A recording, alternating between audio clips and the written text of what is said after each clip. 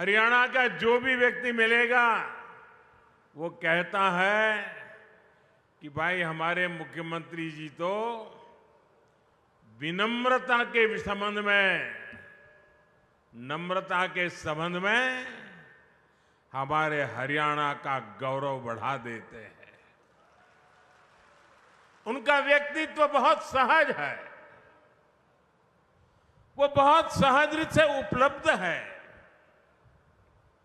और आप देखिए, पिछड़े समाज से निकलकर यहां इस बड़े पद पर पहुंचना और इस पद को भी पचा करके नम्रता का साथ जीना, ये बहुत बड़ी उपलब्धि है। भाजपा के कार्यकर्ता के नाते मुझे हरियाणा में अनेक वर्षों तक काम करने का अवसर मिला है। यहां बहुत सारे मेरे पुराने साथी बैठे हैं। जब मैं मुख्यमंत्री जी की तारीफ सुनता हूं ना, तो इतना गर्व से भर जाता हूं, इतना आनंद होता है, मन इतना प्रसन्न हो जाता है। इनका विजन और इनकी लगन बड़े बड़ों से भी कहीं बड़ी है।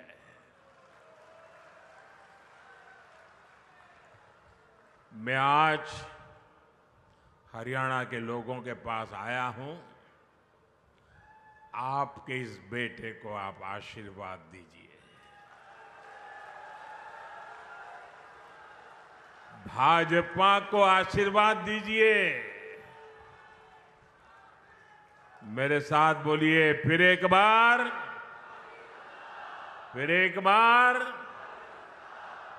साथियों, हमारे हरियाणा के लोग अपनी जुबान के बड़े पक्के होते हैं। एक बार जो वादा कर दिया वो कर दिया। भाजपा ने भी हरियाणा से यही सीखा है, और मैंने तो हरियाणा की रोटी बहुत खाई है।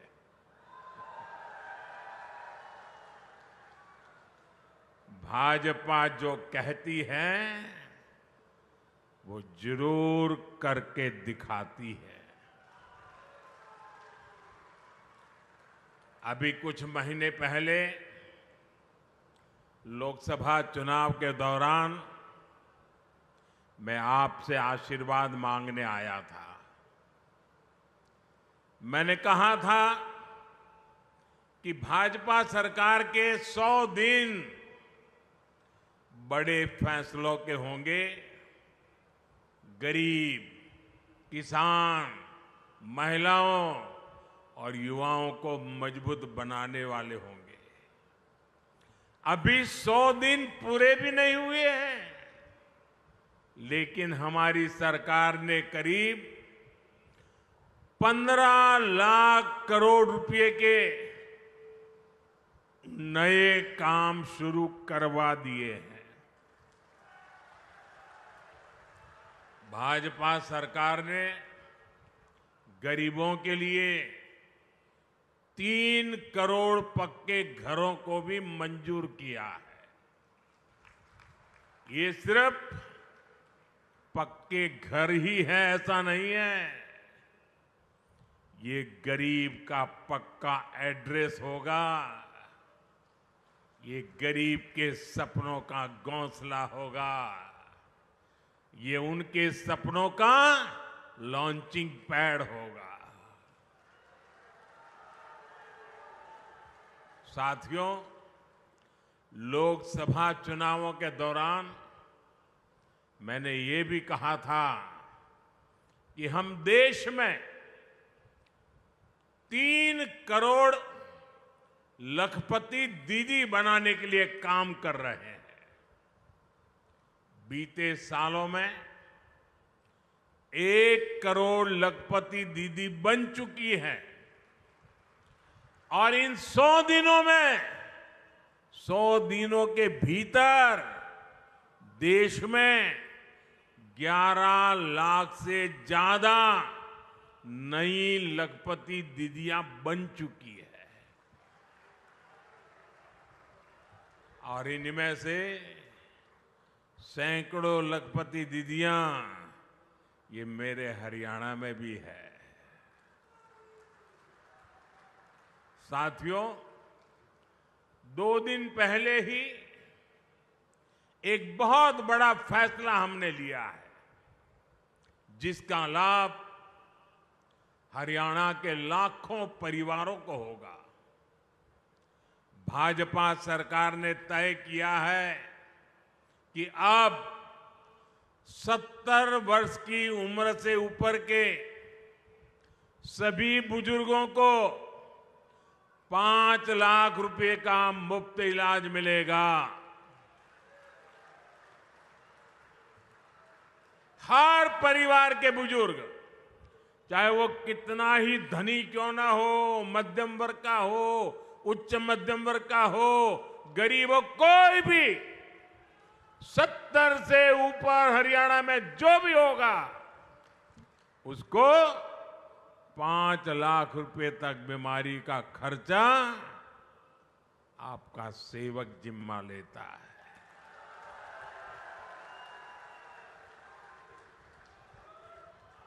अब उसके इलाज के लिए उसके बच्चों को फिक्र करने की जरूरत नहीं है, उसकी फिक्र आपका ये बेटा करेगा।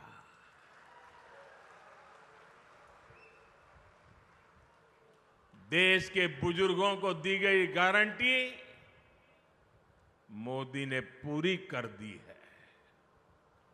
मैं हरियाणा के सभी भाइयों और बहनों से कहूंगा, आप अपने बाल बच्चों का ध्यान रखिए। आपके माता पिता की चिंता आपका ये बेटा, आपका ये भाई कर रहा है। साथियों, हरियाणा में भी भाजपा सरकार पूरे सेवा भाव के साथ काम कर रही है। बीते वर्षों में हरियाणा निवेश के मामले में, कमाई के मामले में देश के टॉप राज्यों में पहुंचा है। गर्व होता है मुझे इस बात का। हमने कांग्रेस की सरकार का वो दौर देखा है जब विकास का पैसा सिर्फ एक जिले तक सीमित रह जाता था। हरियाणा के लोग तुरंत समझ जाते हैं। इतना ही नहीं, वो पैसा किस किस की जेब में जाता था, ये भी हरियाणा का हर बच्चा जानता है।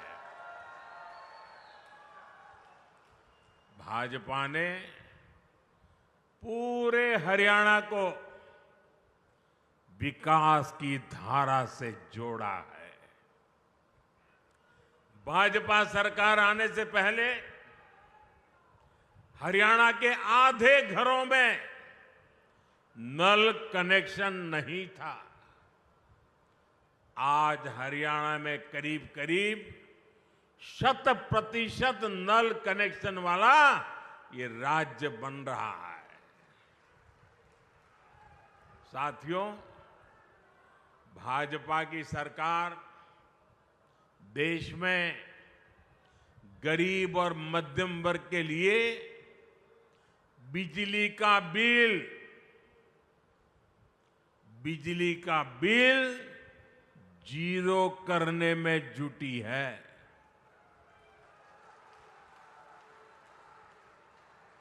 और इसके लिए हमने पीएम सूर्यघर मुफ्त बिजली योजना शुरू की है। इसके तहत केंद्र सरकार हर परिवार को, यहां बैठे हुए सबको कहता हूं, मोदी है, मौका मत जाने दीजिए। और हरियाणा का तो मुझ पर विशेष अधिकार है भाई। हर परिवार को करीब 80,000 रुपए की मदद दी जा रही है। इस देश में कभी ऐसा नहीं हुआ कि एक एक परिवार के लिए 80,000 रुपया। और डबल इंजन की सरकार का कमाल देखिए, मोदी ने तो कहा मैं 80,000 दूंगा, इसमें हरियाणा के हमारे भाजपा के लोगों ने तय किया है हरियाणा के हर घर को 30,000 रुपए की मदद यहां की सरकार एक्स्ट्रा, यानी 1,10,000। साथियों, आपकी कमाई बढ़े, आपके पैसे बचे, ये भाजपा सरकार की बड़ी प्राथमिकता है। साथियों, हरियाणा ने हमेशा से मुझे बहुत प्यार दिया है। यहां के दूध, दही, हरियाणा की रोटी और माताओं बहनों के स्नेह का कर्ज चुकाना मेरे लिए बहुत मुश्किल है। इतना बड़ा कर्ज मुझ पर है। इसलिए मैं अपना कर्तव्य समझकर आज आपसे कुछ बातें करना चाहता हूं। और ये बातें भाजपा की भलाई के लिए नहीं है। ये बातें मोदी की भलाई के लिए नहीं है। दिल में एक दर्द है, आग है। और इसलिए जब आप मेरे परिवारजन मेरे पास हैं, तो मैं मेरा दिल आपके सामने हल्का करना चाहता हूं। अपनों के सामने मैं आज देश की मुझे जो चिंता हो रही है, आपकी, आपके बच्चों की, आपके भविष्य की, और इसलिए कुछ गंभीर बातें हरियाणा के मेरे भाई बहनों के सामने रखता हूं। देश भी उसे गंभीरता से सुनेगा। साथियों, आपके पड़ोस में हिमाचल प्रदेश है। वहां 2 साल पहले कांग्रेस की सरकार बनी, लेकिन आज वहां क्या स्थिति है? हिमाचल का कोई भी नागरिक खुश नहीं है।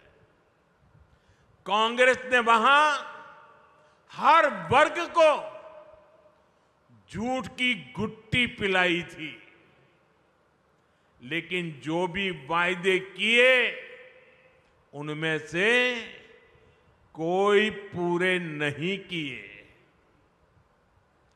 आज सरकारी कर्मचारियों को वहां अपने हक की सैलरी के लिए हड़ताल करनी पड़ रही है। कर्मचारियों को डीए मिल नहीं रहा। मुख्यमंत्री और मंत्रियों तक को सैलरी छोड़ने का बाद दिखावा करना पड़ रहा है। हिमाचल में नौजवानों की भर्तियां नहीं हो रही हैं। स्कूल, कॉलेज बंद करने की नौबत आ गई है। वहां कांग्रेस ने महिलाओं को 1,500 रुपये देने का वायदा किया था।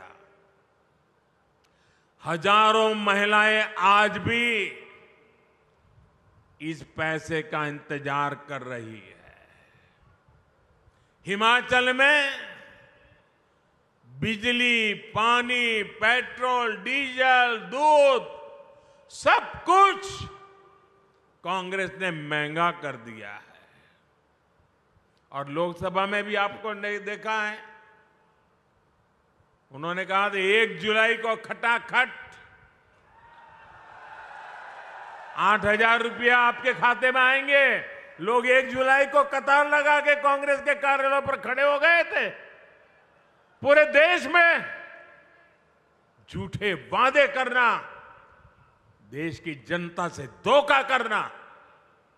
साथियों, भाजपा सरकार ने पहले जो मुफ्त इलाज की योजना हिमाचल में चलाई थी, नौजवानों को बैंकों से मदद लेने की जो योजना चलाई थी, और भाजपा ने बहुत अच्छे ढंग से चलाई थी, हिमाचल के लोगों का कल्याण करने के लिए चलाई थी, ऐसी सारी योजनाएं हिमाचल में अब ठप पड़ गई है।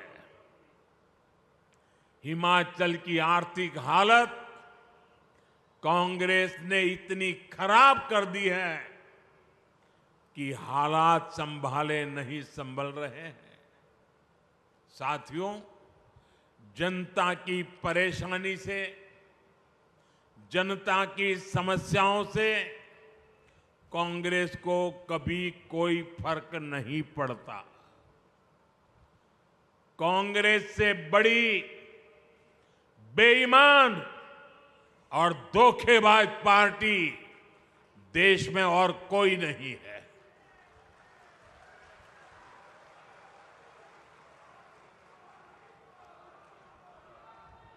कांग्रेस के झूठ पर विश्वास करके वो लोग पछता रहे हैं, जिन्होंने अपने राज्य में कांग्रेस को मौका दिया। कांग्रेस के झूठ की गुट्टी ने कर्नाटका और तेलंगाना को भी नहीं छोड़ा है।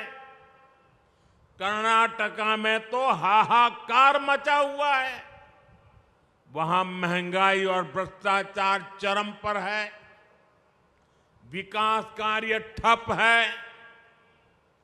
कांग्रेस आने के बाद निवेश और नौकरी दोनों कम हो गए हैं। अच्छे खासे राज्यों को बर्बाद कैसे किया जाता है, ये कांग्रेस वहां करके दिखा रही है। और कांग्रेस की इस चालबाजी में उसकी पिछलग्गू पार्टी भी हां में हां मिला रही है। ये कट्टर बेईमान पार्टी है। इस पार्टी की भी एक ही नीति है, चुनाव जीतने के लिए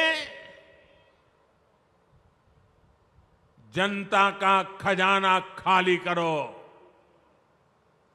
आप पंजाब की हालत देखिए, क्या कर दी है। हरियाणा के लोगों को ऐसी पार्टियों को सरकार के पास भी नहीं फटकने देना है। हरियाणा को बचाने के लिए करना पड़ेगा, आपके बच्चों के भविष्य को बचाने के लिए करना पड़ेगा। साथियों, मैं कांग्रेस और उसका गाजा बाजा बजाने वालों को यहां कुरुक्षेत्र से आज एक और चुनौती देता हूं। कांग्रेस किसानों के लिए बड़ी बड़ी बातें करती है, उन्हें बड़े बड़े सपने दिखाती है। सच्चाई ये है, ये झूठ के अलावा कुछ नहीं है। अगर कांग्रेस में दम है तो वो कर्नाटका और तेलंगाना में अपनी किसान योजनाएं वहां लागू क्यों नहीं करते हैं? कहीं तो करके दिखाओ। किसान तो किसान है, हरियाणा के हो या फिर कर्नाटका के, फिर सिर्फ झूठी बातें कांग्रेस क्यों करती रहती है? जमीन पर करके क्यों नहीं दिखाते? आप देखिए एमएसपी को लेकर यहां ये कितना शोर मचाते हैं, जबकि हमारा हरियाणा देश का वो राज्य है जो 24 फसलें एमएसपी पर खरीदता है। हरियाणा की भाजपा सरकार सिर्फ एमएसपी देती है, इतना ही नहीं, बल्कि भाव का अंतर भी देती है। भावांतर योजना चलाती है। मैं कांग्रेस वालों से पूछता हूं, वो लोग कर्नाटका और तेलंगाना में कितनी फसलें एमएसपी पर खरीदते हैं? वहां किसानों को कितना एमएसपी देते हैं? साथियों, भाजपा की केंद्र सरकार ने किसान का बोझ अपने ऊपर लेने के लिए अनेक प्रयास किए हैं। आप यूरिया का उदाहरण देख लीजिए। यूरिया का उदाहरण हमारे सामने है। विदेशों में यूरिया की जो बोरी 3,000 रुपए की बिकती है, वही बोरी आपको सिर्फ 300 रुपये से कम में दी जाती है। कहां 3,000 दाम और कहां 300 से भी कम में मिलना। इसके लिए केंद्र सरकार ने बीते सालों में करीब 10 लाख करोड़ रुपए जो किसान के सर पे पड़ने वाले थे, वो पड़ने नहीं दिए। 10 लाख करोड़ रुपए का बोझ दिल्ली की भाजपा सरकार ने उठाया है, ताकि मेरे किसान पर बोझ न बढ़े। साथियों, मैं आपसे एक और बात पूछूंगा, क्या कांग्रेस के राज में किसी किसान के खाते में कभी पैसा जमा होता था क्या? जरा जोर से बताइए ना, होता था क्या? 1 रुपया भी आता था क्या? ये लोग 1 पाई भी नहीं देते थे। किसानों के बैंक खातों में सीधे पैसे भेजने का काम भाजपा ने किया है। किसान सम्मान निधि के रूप में करीब 3.25 लाख करोड़ रुपए से अधिक हमने किसानों के खाते में जमा किए हैं। 3.25 लाख करोड़। साथियों, कांग्रेस किसानों को अपने हाल पर छोड़ देती है। मैं आपको फिर कर्नाटका का उदाहरण दूंगा, जहां कांग्रेस की सरकार है। देखिए कर्नाटका में क्या हो रहा है। कांग्रेस के सिर्फ कुछ महीनों के राज में आप सुनकर के चौंक जाएंगे। कुछ ही समय के राज में कर्नाटका में करीब 1200 किसानों ने आत्महत्या की है। अरे डूब मरो कांग्रेस के लोग। आपके मुंह में किसान के नाम पर झूठ फैलाने का पाप पड़ा हुआ है। वो इसलिए क्योंकि सूखा पीड़ित किसानों की कांग्रेस, वहां की सरकार ने मदद नहीं की। और ये झूठे लोग यहां हरियाणा में बड़ी बड़ी बातें करते हैं। साथियों, कांग्रेस की राजनीति झूठे वादों और देश में अराजकता फैलाने के हथकंडों तक ही सीमित हो चुकी है। आप जरा याद कीजिए, इन्होंने ओल्ड पेंशन स्कीम को लेकर कितना बवाल खड़ा किया था, लेकिन देश ने जब इनका झूठा गपबाजी, गुमराह करने के तरीके पकड़ लिए, तो अब ये ओपीएस का नाम लेना भी बंद कर दिए हैं। वहीं दूसरी तरफ भाजपा है। कर्मचारियों की हितैषी भाजपा सरकार नई पेंशन स्कीम लेकर आई। इसमें कर्मचारियों के लिए निश्चित पेंशन की गारंटी है। इस नई पेंशन स्कीम का देश भर के कर्मचारियों में व्यापक स्वागत हुआ है। सरकारी कर्मचारियों ने उस पर बहुत खुशी जताई है। साथियों, कांग्रेस ने किसानों के साथ ही हमेशा देश की रक्षा करने वाले वीर जवानों को भी धोखा दिया है। ये भाजपा सरकार ही है जिसने पूर्व सैनिकों के लिए वन रैंक वन पेंशन लागू की। इससे हरियाणा के 1.5 लाख पूर्व सैनिकों को 10,000 करोड़ रुपए से ज्यादा की मदद मिली है अकेले हरियाणा में। जबकि कांग्रेस ने तो पूर्व सैनिकों को भी अनेक दशकों तक इसके लिए लटकाए रखा था। और जब मुद्दा बड़ा हो गया तो बजट में सिर्फ 500 करोड़ रुपए रखे ताकि पूर्व सैनिकों की आंखों में धूल झोंक सके। साथियों, मुझे बराबर याद है 15 सितंबर 2013 सितंबर 2013 को भारतीय जनता पार्टी ने मुझे प्रधानमंत्री पद के उम्मीदवार के रूप में घोषित किया था और मेरा पहला सार्वजनिक कार्यक्रम 15 सितंबर को रेवाड़ी में हुआ था। पूर्व सैनिकों का कार्यक्रम हुआ था और मैंने पूर्व सैनिकों के सामने मंच से सामने सर झुकाकर कहा था कि मैं आपकी तपस्या को कभी बेकार नहीं जाने दूंगा। मैं वो आरोपी लागू करूंगा। कांग्रेस वालों ने 500 करोड़ का खेल खेला था।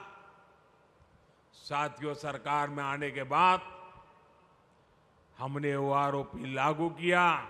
इतना ही नहीं, कुछ दिन पहले ही हमने ओआरओपी का तीसरा रिवीजन भी कर दिया है और इस अक्टूबर से मेरे पूर्व फौजी भाइयों को इसका भी लाभ मिलने लग जाएगा।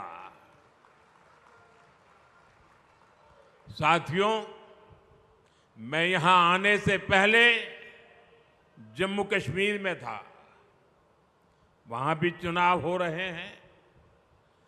वहां कांग्रेस पार्टी आर्टिकल 370 धारा 370 को फिर से बहाल करने का समर्थन कर रही है। क्या ये आपको मंजूर है? क्या कश्मीर को अलग होने देना है? ऐसा पाप करने वाली कांग्रेस को सजा देनी चाहिए कि नहीं देनी चाहिए?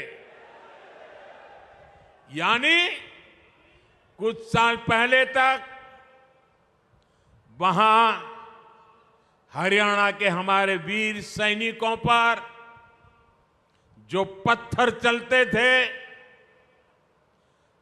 आतंकवादी बम बंदूक की गोलियां चलाते रहते थे, मेरे हरियाणा के वीर सपूत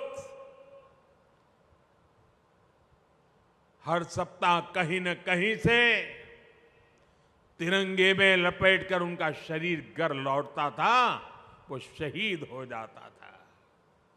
कांग्रेस धारा 370 वापस लाने का समर्थन करके उस दौर को वापस लाना चाहती है। कांग्रेस आतंक और अलगाव के उस कालखंड को वापस लौटाना चाहती है। वो कालखंड जिसके कारण हरियाणा की अनेक माताओं को अपनी संतानें गंवानी पड़ी। कांग्रेस हरियाणा की माताओं से उनकी संतानें छीनना चाहती है। आप मुझे बताइए, क्या कांग्रेस को आर्टिकल 370 फिर वापस लाने देंगे क्या? देश लड़ाई लड़ेगा कि नहीं लड़ेगा? साथियों, कांग्रेस के लिए तुष्टीकरण ही सबसे बड़ा लक्ष्य है। आज तो हालात ये हो गई है कि कांग्रेस के राज में कर्नाटका में गणपति जी को भी सलाखों के पीछे डाला जा रहा है। गणपति जी को पुलिस के डिब्बे में बंद कर दिया। पूरा देश आज गणेश उत्सव मना रहा है और कांग्रेस विघ्नहर्ता की पूजा में भी विघ्न डाल रही है। तुष्टीकरण के लिए कांग्रेस कुछ भी कर सकती है। साथियों, गांधी जी हमेशा सत्य की वकालत करते थे। आजादी के बाद कुछ वर्षों तक कांग्रेस पर भी महात्मा गांधी जी के संस्कारों का असर रहा, लेकिन आज ये वो पुराने वाली कांग्रेस नहीं है। आज की कांग्रेस यानी ये अर्बन नक्सल का नया रूप बन गई है। कांग्रेस को अब झूठ बोलने में कोई शर्म नहीं आती। कांग्रेस का झूठ पकड़ा जाता है तो भी उसको शर्म नहीं आती है। कांग्रेस हर रोज एक नया झूठ बोलती है। कांग्रेस देश की एकता पर लगातार हमला कर रही है। कांग्रेस द्वारा पूरी तरह से नक्सलवादी विचार देश पर थोपा जा रहा है। भाजपा को बदनाम करने के लिए, उसे भारत को बदनाम करने में शर्म नहीं आ रही है। इसलिए आपको कांग्रेस और उसके साथियों से सावधान रहना है। साथियों, आज मैं हरियाणा की धरती से एक और विषय उठाना चाहता हूं। भारत में सबसे बड़ा दलित विरोधी, ओबीसी विरोधी, आदिवासी विरोधी अगर कोई है तो वो कांग्रेस का परिवार है।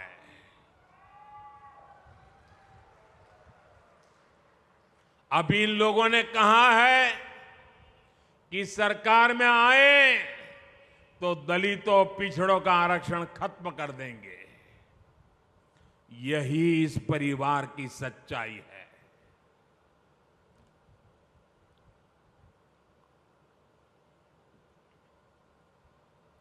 कांग्रेस का परिवार हमेशा से ही बाबा साहब आंबेडकर जी को नफरत करता था,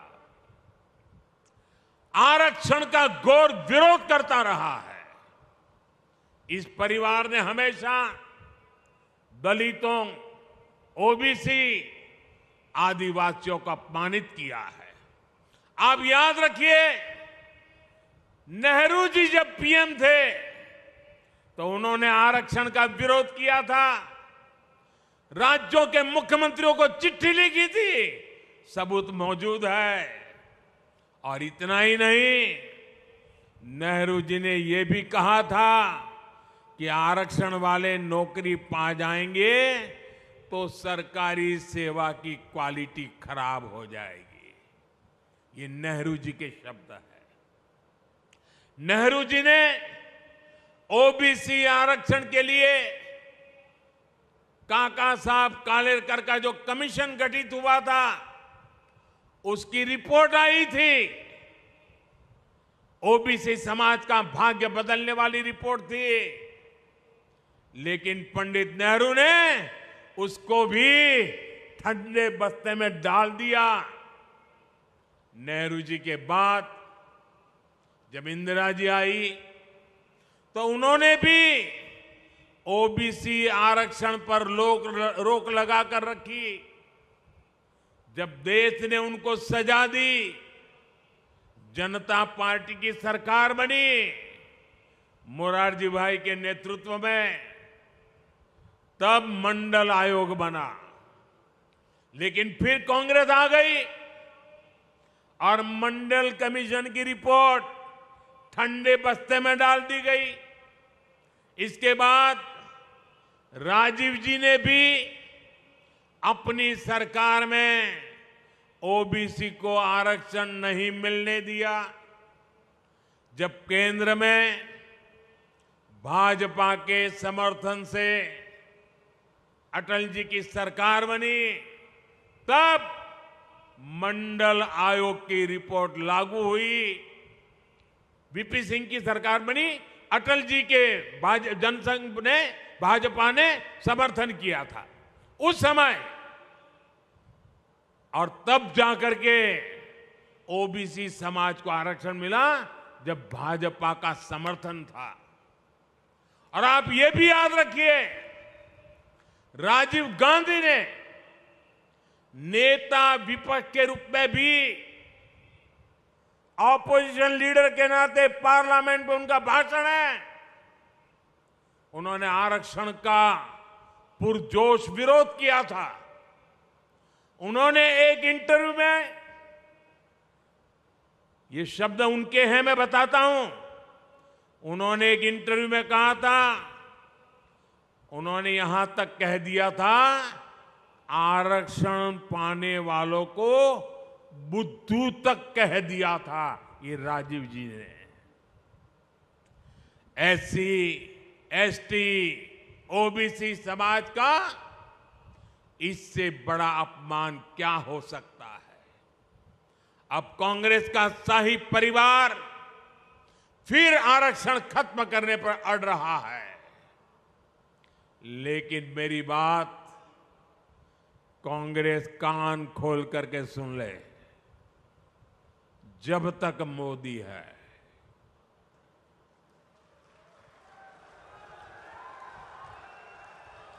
जब तक मोदी है, तब तक बाबा साहब आंबेडकर के दिए आरक्षण में से रत्ती भर भी लूट नहीं करने दूंगा, हटाने नहीं देने दूंगा।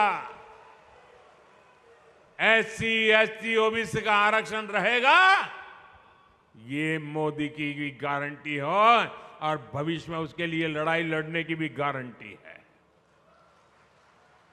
साथियों, कांग्रेस का दलित विरोधी चेहरा हरियाणा से बेहतर कौन जानता है। हरियाणा में जब जब कांग्रेस की सरकार आती है तो दलितों का जीना मुश्किल हो जाता है। 2005 में गोहाना में कितना बड़ा कांड हुआ था, क्या उसे कोई दलित परिवार भुला सकता है? 2010 में मिर्चपुर कांड को क्या कोई भूल सकता है? 2012 में भगाना में जो कुछ हुआ था, फिर 2014 में दलित बेटियों के साथ जो कुछ हुआ था, उस शर्मनाक घटना को याद करके ही रूह कांप जाती है। तब हमने ये भी दिखाया था कि मुख्यमंत्री हुड्डा जी और इनका दिल्ली का शाही परिवार सबके मुंह पर ताले लग गए थे। इसलिए कांग्रेस से यहां के दलित समाज को बहुत सचेत रहने की जरूरत है। मैं तो कांग्रेस से एक और बात बताऊंगा। पहले कांग्रेस में जो एक अंदरूनी महाभारत चल रही है, अरे जरा उसे तो संभालो। जिस तरह यहां एक परिवार को आगे बढ़ाकर कांग्रेस राजनीति कर रही है, वो पूरा दलित समाज देख रहा है। साथियों, भाजपा की सरकार पूरी ईमानदारी से हरियाणा के विकास में जुटी हुई है, जबकि कांग्रेस की सरकार के दौरान यहां भ्रष्टाचार ही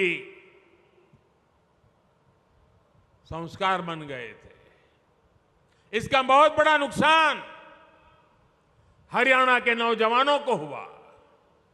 जब यहां कांग्रेस की सरकार थी तो खर्ची और पर्ची के बिना नौकरी नहीं मिलती थी। भाजपा सरकार ने खर्ची पर्ची के इस खेल को बंद कर दिया है। इसकी प्रशंसा आज पूरे देश में हो रही है। भाजपा सरकार ने पूरी पारदर्शिता से यहां करीब 1.5 लाख सरकारी नौकरियां दी है। अभी भी हमारे मुख्यमंत्री नायब सिंह सैनी जी 25,000 युवाओं को नौकरी देने जा रहे थे, लेकिन कांग्रेस के भर्ती रोको गैंग ने उसमें अड़ंगा डाल करके रख दिया। लेकिन हरियाणा के नौजवानों, आप चिंता मत करिए, 8 अक्टूबर के बाद फिर भाजपा सरकार बनेगी तो इसी कार्य से नए कार्यकाल का श्री गणेश किया जाएगा। साथियों, हरियाणा में तीसरी बार भाजपा सरकार आने का मतलब है सबका विकास, तेज विकास। तीसरे टर्म में कुरुक्षेत्र को सांस्कृतिक पर्यटन का बड़ा सेंटर बनाने का हमारा अभियान तेज होगा। गीता महोत्सव और ज्योतिसर अनुभव केंद्र यहां बन चुके हैं।